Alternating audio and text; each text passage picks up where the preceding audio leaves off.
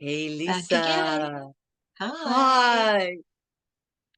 Well, how are you today? I'm good. You? Were you persistent yesterday? I was very persistent. How about you? Were you Yeah, persistent? yeah, there was a little course, a 3-day course I wanted to take, and I had my work to do as well, and I was like, "No, I don't care. I'm going to do this course no matter what." So I ended up trying to do both at the same time. So I had two computers. I had one with the course and one with my work. And the one with my work, there was something going on. I just turned down the volume and listened to the other one, and I got through it. And when I was done in the evening, then I went back and did the one for my work. So they both got done. And I had this idea, and that's why I wanted to take this course because it's going to help me go down that path. And of course, I'm not going to tell you what my idea is. I'm going to show you when it's Okay. done, right? But yeah, so that's how my day was. So it's good. I'm excited. Today's day two of that course. I'm going to do the same thing, and no one will suffer. Everything will get done, and I will have learned the way to do things right and do what I'm going to do. Awesome. Awesome. Very persistent. Okay. And I'm going Yeah. to ask you. You can tell me. I'll wait. Although sometimes it's hard to wait to find out what Okay. you are doing. But it's okay. I'll wait. Guess what? We're going to learn about Wendy's today. Oh, Wendy's, the okay. Dave food Thomas. chain. Yeah, Dave Thomas, Okay. Wendy's and winning ways. I have to get Okay. my wawa mouth. All Winning right. Do you ways. want to start today? Absolutely. Dave Thomas, Wendy's and winning ways. Dave Thomas learned the power of positive thinking as a young soldier serving in Germany, and he used it to build a highly successful Wendy's hamburger chain and a wonderful life for himself and his family. Wow, this is a long time ago. Dave Thomas was born July 2nd, 1932, in Atlantic City, New Jersey, and he very quickly learned about the negative side of life. He never knew his birth parents and his adoptive mother died when he was only 5 years old. Hmm, your turn. As a youngster, he moved from state to state as his adoptive father looked for work. It wasn't easy, Thomas said. No roots, no sense of belonging. With all that moving, I didn't get a chance to know kids. I guess that's why my work became my constant companion. He began working at the age of 12, delivering groceries in Knoxville, Tennessee, and was fired in a misunderstanding about the length of his vacation. He landed another job at Walgreens Soda Fountain, but was fired from that job too when the boss found out he wasn't 16. Thomas again lied about his age to land another position at a lunch counter. He worked harder than most during his 12-hour shifts, fearing that he would lose yet another job. I'd been fired twice already, he recalled, and my father said he would probably have to support me for the rest of my life. He may have been joking, but it made a lasting impression on me. Thomas saw the seed of an equivalent or greater opportunity in adversity. My early adversity created a drive in me, he said. I liked to make money, but money wasn't the only important thing. It was also a sense of accomplishment.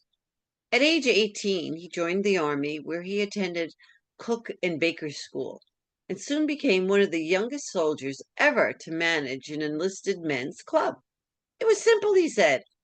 I just made sure that the NCO club was clean, the food was good, and the service fast. It was the same formula he later applied to his restaurant business. Out of the army, Thomas met the legendary Colonel Hardland Sanders when his boss bought a chicken franchise from the Kentucky colonel. Soon afterwards, his boss offered Thomas a deal to take over the management of his struggling Kentucky Fried Chicken carryouts, turn, turn them around and pay off, wow, $200,000 deficit. If he was successful, Thomas would receive 45% ownership. Wow. Thomas jumped at the chance, despite Colonel Sanders' objections. The colonel told me not to come over here, he said. The stores were practically bankrupt. I had 4 kids and a wife, and I was making $135 a week. But I made up my mind that I was going to be in business for myself. Thomas focused on the stores with intensity. He cut the 100-item menu to mostly chicken and salads and promoted his stores tirelessly, trading buckets of chicken for radio time. Created the familiar bucket of chicken that today adorns KFC restaurants around the world. In 1968, he sold the restaurants back to Kentucky Fried Chicken for $1.5 million. Thomas founded Wendy's, named after his daughter, the next year. His goals were modest. He hoped someday to have enough restaurants around Columbus, Ohio, to provide summer jobs for his kids.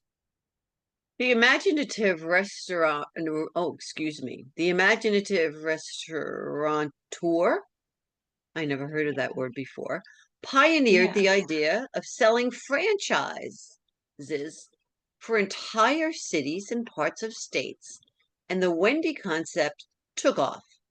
Since Thomas began franchising his operations 2 decades ago, Wendy's has grown into a worldwide chain with 7,166 restaurants throughout the US and the world. I wonder how many there are today.